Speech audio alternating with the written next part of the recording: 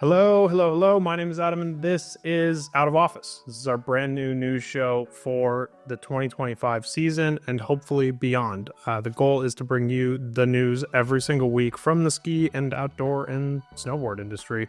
For those of you that have enjoyed the Out of Bounds podcast for the past 6, 7, however long I've been doing it, 300 episodes worth, I really, really appreciate it.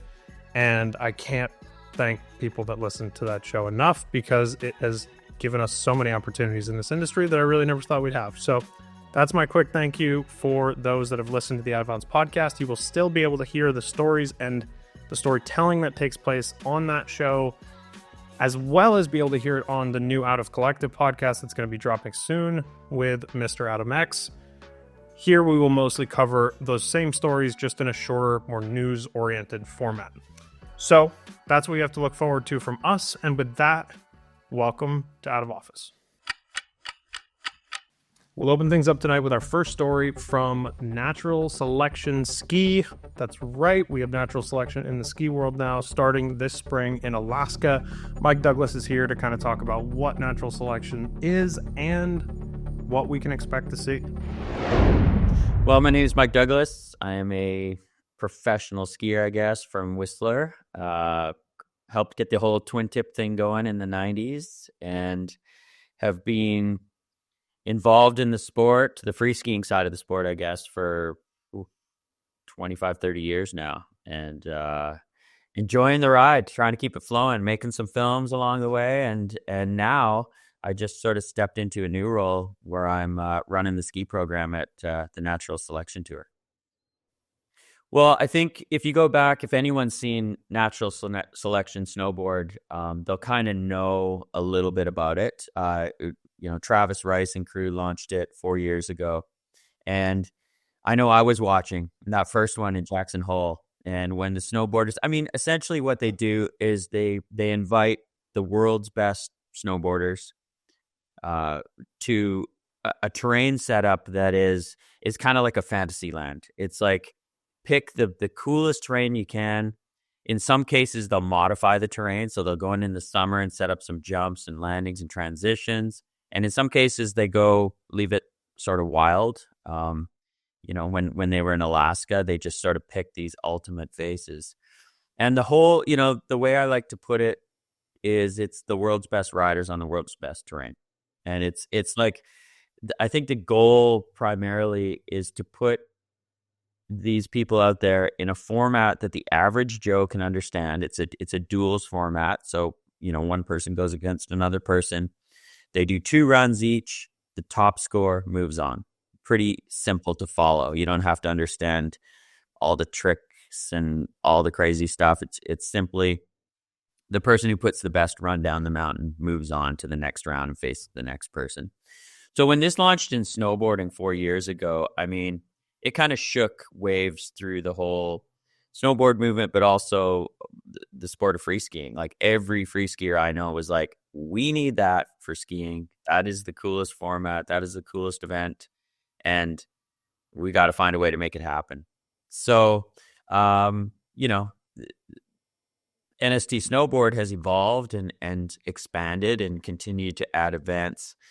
And in talking to Travis, as this thing, I got pulled into this thing last summer, he said he really wanted to make sure they had it figured out and they had it dialed and right before they expanded towards skiing. And he said skiing was always on his radar. It was something that he has a lot of respect for what the top free skiers are doing. And that's something that he's been paying attention to. And he said, we just wanted to get it dialed before we expanded. We didn't want to move too fast and screw it up. So skiers are in the mix this year. We've added NST Ski. It's going to be one event in Alaska near the end of the season. And we're fired up. I've been working on this for a few months now. And I think we've got the best skiers in the world, and we've got a format that's going to be really exciting. And everywhere I go, people are pretty hyped on this thing. All right, so that was Mike Douglas. If you don't know, Mike Douglas is a legend in the sport and literally has been involved in some way in every single part of free skiing since its inception, and that is why he's the godfather. Now, with that being said, I promised that we would get a list up on the board here. So if you look off to my right, left, I don't really know how this works yet. Look off to this side, and this is your list for 2025 for the first event ever of Natural Selection Ski. It includes names like Marcus Eder, Kai Jones, Sam Cooch, Craig Murray, Kai Peterson, Colby Stevenson, Parker White, Hedvig Vessel, Maggie Voisin, Manon Loshi, and Michelle Parker. Like, this is such a bonkers list for any event, never mind an event on its first competition ever. It shows you how much people are looking forward to a product like Natural Selection in skiing. And recently I said that Kings and Queens was the closest thing that we had to Rampage in skiing, and I think that was true up until this event right here. This is going to be totally mind-blowing, and it's really, really cool to see it all come to life and see the team behind it put it together. So that's your list. Who are you looking forward to seeing win at Natural Selection Ski? Number one. In our next story tonight, we're going to talk about the release of a product that has a lot of people all over the country kind of cringing, but also kind of excited. Double Boa is in ski boots, and we have in-house here one of the K2 Vortex Zonal Boa ski boots.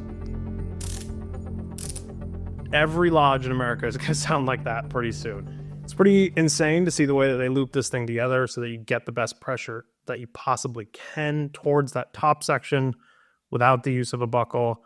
Remains to be seen whether this is actually a better solution than a buckle, but I will say, just skiing it for the short amount of time that I got the opportunity to, it does feel like the Boa adds a little bit of that booster strap kind of effect into the boot, and that's a really exciting thing.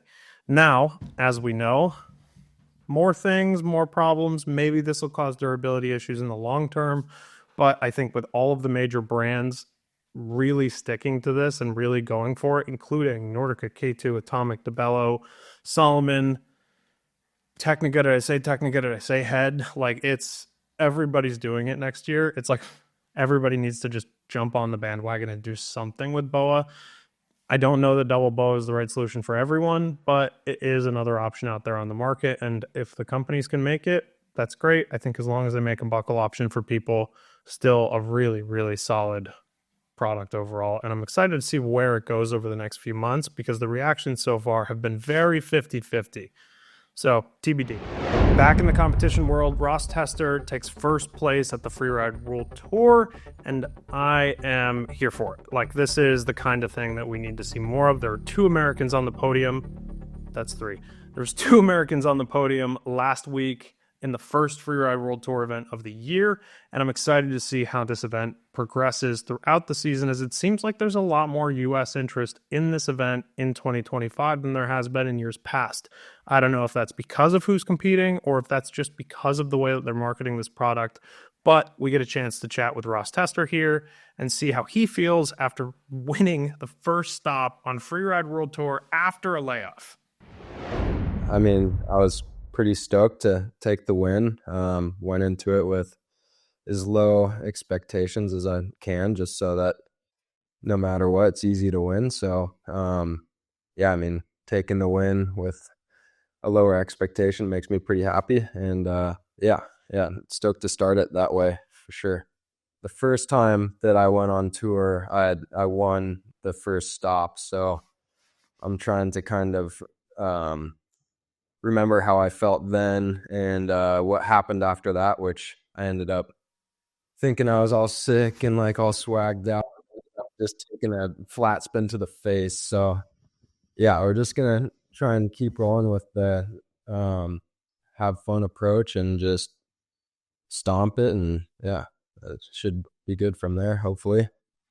Just overall insane stuff here. This is by far the craziest season-long event in skiing right now. I think it is harder than X Games. I think it is harder than Dew Tour. I think it's harder. Like, I think that this event is just absolutely terrifying. I think that there's so many things wrong with it, but there's also so many things right with it, and that's what makes it beautiful. For the men, it ended up being Ben Richards, Toby Rafford, and Ross Tester on the podium. Justine Dufour-Laponte won in the women's category, and we kick back off this week all over again. and we just start with the craziest event, like basically every single week. The Freeride World Tour is just like an insane concept to me. They're like, oh, what's the hardest shit? Cool. Can we send everybody there and just see what happens? Yep.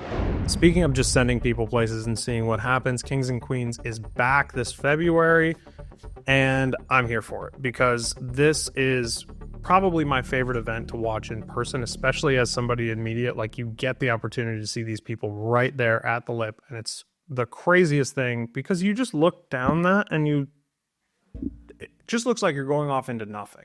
Like, flat earthers believe that the world ends at the tip of Corbet's couloir, and that's really what it comes down to. So the fact that they're just having an event there where they're like, okay, just see what happens, crazy to me. Skipped last year because there wasn't anything that they could do about the weather window. There just was not enough snow. So I'm psyched to see it come back this year. And we have some heavy hitters back in the mix, including ABM, Alex Hall, Anna Samont, Claire McPherson, Jack Wiley, Carl Fostbed, Madison Blackley, Toby Rafford, again, back in it here. What a schedule that dude has right now. Veronica Paulson, Wyndham Miller. There is so many more also competing in this year's Kings and Queens, but we got a chance to talk to Piper Kunst. So here's Piper Kunst on coming back and trying to win another Kings and Queens of Corbet's title. Yeah, this will be my third one. I'm definitely excited. It's a wonderful thing to be a part of. It's just a really good time. But on the other hand, it's really stressful. I think in years past, I've been way more freaked out, and this year I think I'm just on a better foot career-wise where it's not as crucial. So that's kind of helping a little bit. I haven't gotten any nightmares yet, but actually, that's a lie. I've gotten a few. But in the past, it's been way worse. But just thinking about, this will be my technically fourth year because last year it got canceled, which I'm sure everybody was pretty upset about, like athletes, audience, everything. But I ended up going to Jackson anyway, just because they still said, come on, come ski with us. We'll hang out. And did some side country with a few of the Monster Boys and Jack Wiley, and hung out with my friends who had already planned on coming down and stayed in the hotel and just kind of did the whole Jackson thing without the stress of the competition. And I remember leaving the second year being like, I hate Jackson Hole. Like, there's just all that just comes down on you. And then I left last year after not competing, and my view on Jackson had totally changed. So I'm a little worried, honestly, about like jumping back into the competition this year and seeing like how my mindset will alter, not just on Jackson Hole, just in general, because I kind of left a little like down, and my feet were bothering me, which that never helps. But not that I was in a bad place 2 years ago, but I just think I'm in a better place, like I said, career-wise, where there's not as much riding on this. Like, I think I've grown a little bit to the point where I'm going into my third/fourth season of it with more sponsorship, more people vouching for me, versus going into my second season like, oh, I have to nail it again. So I'm just excited, and I've got some plans, but I'm hoping, once again, my feet bear with me. I think like the cool thing that kind of gives it some variety is that Cornice opening kind of sets itself up differently every year. And I don't know, there's options within that. Like, you don't just always have to build a jump. Not that I was actually thinking about that today. I've never hit a jump into it. I've never like properly jumped into Corbet's. Kings and Queens goes down this February 8th to the 15th, and it is something that you must not miss. When you see that stream go up, you go watch it immediately, but we will be on site to provide all the at-once coverage for that event, so we'll see you out there. Next tonight, we're going to talk about Reed Hastings, CEO of Netflix, buying a majority stake in Powder Mountain in Utah. It's now owned by the same guy that is the CEO of Netflix. Like, that's a crazy concept to me. You thought about tech money in the ski industry. There's your tech money in the ski industry. And he's invested $100 million into the company as it stands right now. Really, really excited about this because I think that Powder Mountain needs an influx of cash. I think that they need something to really blow that place up because it's just so good. It's a beautiful place, but it just feels like they're missing something. They are still offering night skiing, and they've stayed committed to that $19 night skiing price point, which is bonkers. Go night skiing at Powder Mountain. What are you doing? Why would you not do? It's $19. So go skiing at Powder Mountain. Just be aware Netflix is watching you. Up next, we have Burton and Union collaborating on a binding, which I never thought I'd be saying as somebody who works in a ski shop that does not sell Burton. This is like music to my ears to a certain extent, but also going to push the mania even further. If you don't know, Burton, over a few years ago now, created a system where you can step into your snowboard bindings without the need for straps. Like you literally just step in with their boot and it clicks in and good. It's like stepping into a ski binding. Crazy. Snowboarders always say that we steal stuff from them, but that kind of seems like a skiing thing to me. But anyway, Union and Burton are collabing, so now you will be able to buy a Union version of a step-on product in 2025, and maybe even a little bit earlier, depending on the shop that you are going to. They may have some already literally at the time of this video. I never thought two of the biggest players in the binding space would go like this, but here we are. Definitely check those things out if you're into the whole step-on design. There's a bunch of different step-in styles, as we've seen on the internet already, and obviously step-on. So let me know what you're thinking of purchasing for a new snowboard binding setup, because obviously I'm very interested in that. Finally, I wanted to end this week talking about the Park City Ski Patrol saga and how I think that it is a really, really good thing that it happened when it did. I think the Ski Patrol Union did a great job of putting themselves in the best position possible to be successful in this negotiation. If I'm being honest, I did not think that a deal was going to get done. I thought Vail was going to ice everybody out all winter long, and we were going to have a terrible situation on our hands. But that's the pessimist in me.